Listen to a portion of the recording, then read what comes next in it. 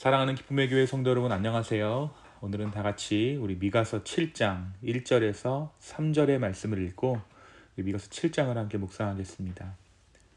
재앙이로다 나여 나는 여름 과일을 딴 후와 포도를 거둔 후 같아서 먹을 포도송이가 없으며 내 마음에 사모하는 처음 익은 무화과가 없도다. 경건한 자가 세상에서 끊어졌고 정직한 자가 사람들 가운데 없도다. 우리가 다 피를 흘리려고 매복하며 각기 그물로 형제를 잡으려 하고 두 손으로 악을 부지런히 행하는도다. 그 지도자와 재판관은 뇌물을 구하며 권세자는 자기 마음의 욕심을 말하며 그들이 서로 결합하니. 아멘. 우리가 어제 묵상한 미가서 6장의 말씀을 통해서 산과 들을 증인 삼아 누가 옳은가 재판하자라고 이스라엘에게 말씀하시는 하나님의 모습을 함께 나누었습니다. 하나님께서 이스라엘에게 변론을 요구하신 것이죠. 하나님께서 베푸신 은혜를 망각한 채 죄악에 빠진 이스라엘을 향해 하나님께서는 여지껏 이스라엘에게 베푸신 은혜의 순간들을 말씀하십니다. 은혜를 망각한 것, 은혜를 잊어버린 것, 그것이 바로 이스라엘이 죄 가운데 거하게 된 이유라는 것입니다. 오늘 우리가 함께 묵상하는 미가서 7장은 선지자 미가의 마지막 메시지입니다. 먼저 미가서 7장은 이스라엘의 도덕적 타락에 대한 탄식으로 시작합니다. 하지만 이 미가 선지자는 하나님의 자비와 용서에 대한 확신을 선포하면서 자신의 예언을 마무리하고 있습니다. 그중 우리가 오늘 함께 읽은 미가서 7장 1절에서 3절은 유다의 도덕적 타락을 보여주고 있어요. 미가 선지자는 유다의 타락을 보며 깊은 탄식을 표합니다. 이것은 아하스 왕 시대의 상황을 반영하는 것으로 보입니다. 유다는 마치 수확 후에 아무것도 남지 않은 과수원처럼 경건하고 정직한 사람을 찾아볼 수 없는 상태가 되었습니다.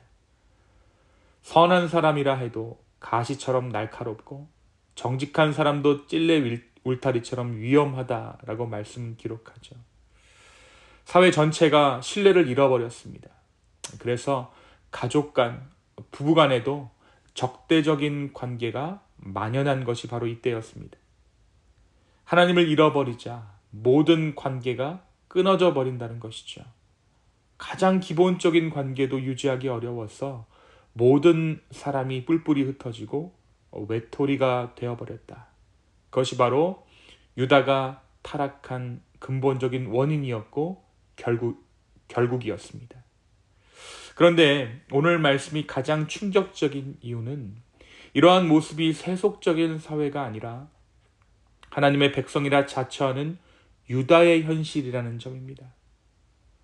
하나님의 백성이 타락할 때 얼마나 심각한 상태에 이룰 수 있는지를 경고하는 무서운 메시지가 바로 오늘 미가서 7장 1절에서 3절의 말씀인 것이지요. 미가 선지자는 이런 유다의 모습을 보며 깊은 절망감을 느낍니다. 자신이 선지자의 역할을 수행한다고 하는데, 하나님의 말씀을 선포한다고 하는데, 그럼에도 불구하고 계속해서 타락해져만 가는 이러한 유다의 모습을 보며 깊은 절망감을 느꼈다는 것이죠. 하지만 이때의 미가 선지자는 하나님의 자비와 용서에 대한 소망을 또한 바라봅니다. 진정한 회복은 오직 하나님께로부터 온다라는 것을 다시 한번 미가 선지자가 붙잡은 것이죠. 선지자는 이 상황에서 끊임없이 하나님만을 바라보며 힘을 얻어야 했습니다. 선지자는 기울어져가는 자신의 나라를 바라보면서 하나님의 백성이 멸망하는 것처럼 보일지라도 대적들은 기뻐하지 말아야 한다라고 이야기합니다. 그리고 하나님께서 주실 온전한 회복의 메시지를 받아 다시 한번 기쁨을 회복하는 것이 바로 오늘 이 미가서 7장의 내용입니다. 사랑하는 성도 여러분, 오늘 이 말씀은 우리에게 무엇을 말하고 있습니까? 먼저 오늘 말씀은 세상이 아닌 교회를 향한 하나님의 엄중한 경고임을 잊지 말아야 할 것입니다. 교회가 빛을 잃었을 때, 교회가 하나님의 하나님 되심을 온전히 인정하지 않았을 때 어떻게 타락하는지에 대해 오늘 말씀은 말합니다. 교회는 이 땅의 소망입니다. 다시 말하면 하나님의 꿈이 바로 이 교회인 것이죠. 교회는 하나님의 나라가 이 땅 가운데 어떻게 임하는지를 보여주는 하나님의 모델 하우스와도 같습니다. 하지만 교회가 그 빛을 잃어버리면, 교회가 복음을 잃어버리면 세상이 타락한 것보다 더욱 고약해져 버립니다. 타락의 수준이, 교만의 수준이 사람 수준이 아닌 하나님 수준이기 때문에 그렇습니다. 각자의 신앙이라는 이름으로 더욱더 악해지고 더욱이 자신의 비뚤어진 신앙을 정당화하는 것이 교회의 타락입니다. 우리는 이미 여러 소식들을 통해 안타까운 교회의 소식들을 들어왔죠. 그리고 더러는 교회가 세상보다 더욱더 고약하다, 더욱더 악하다라는 것을 우리가 이미 알고 있는 바입니다. 사랑하는 성도 여러분, 오늘 이 미가 선지자의 말씀을 우리를 향한, 이 교회를 향한 하나님의 말씀으로 받기를 소망합니다. 그리고 다시 한번 교회가 하나님의 소망되는, 교회가 교회되는 은혜를 주님께서 허락하시기를 간구하는 저와 여러분 되었으면 좋겠습니다. 교회는 하나님의 꿈입니다. 교회는 하나님의 소망입니다. 이 시대 가운데 정말 우리가 하나님께서 주신 그 복음의 사명을 온전히 감당할 수 있는 공동체 되기를 소망하며 하나님 앞에 진정한 회복을 구할 수 있는 저와 여러분의 이 아침 되기를 예수님의 이름으로 축원합니다. 두 번째 오늘 말씀은 믿음으로 사는 자의 삶, 그 삶이란 어떠한 것인가에 대해서 이야기하고 있습니다. 이 미가 선지자는 절망의 시대 가운데 살아갔던 사람이죠. 선지자는 절망의 시대 가운데 아무것도 의지할 것이 없었습니다. 그래서 주님만을 바라보았습니다.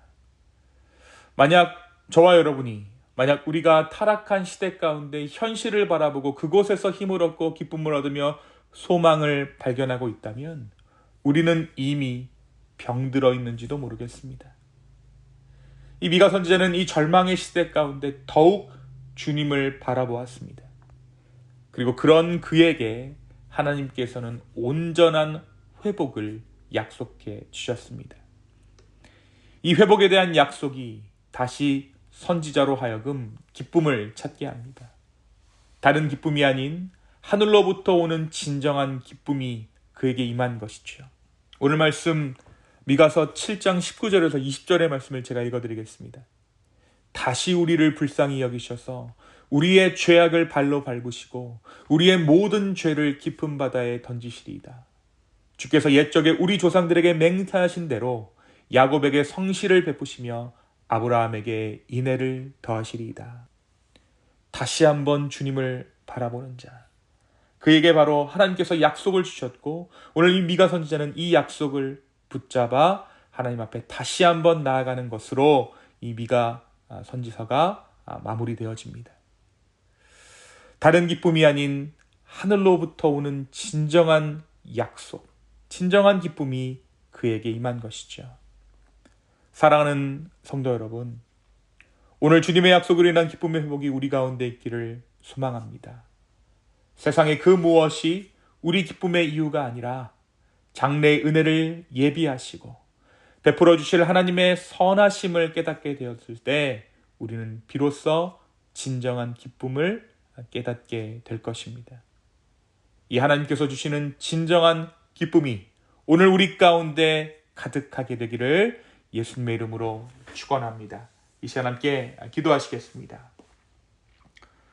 주님이 마지막 때에 주님께서 주시는 이 희망의 메시지, 소망의 메시지를 다시 한번 붙잡습니다. 하나님, 더욱더 악해지고 더욱더 정말 갈피를 잡을 수 없게 되는 이 교회의 상황 가운데 다시 한번 주의 빛을 허락하여 주시옵소서. 그리하여서 교회가 교회되는 놀라운 은혜가 있기를 소망합니다. 주여 우리를 긍휼히 여기시고 우리를 붙잡아 주시옵소서. 주님 또한 우리 가운데 하나님으로부터 오는 기쁨이 있기를 소망합니다. 다른 기쁨이 아닌 주님으로부터 오는 기쁨이 우리의 삶 가운데 넘치게 하여 주시옵소서. 감사합니다. 이 모든 말씀 예수님의 이름으로 기도하였습니다. 아멘.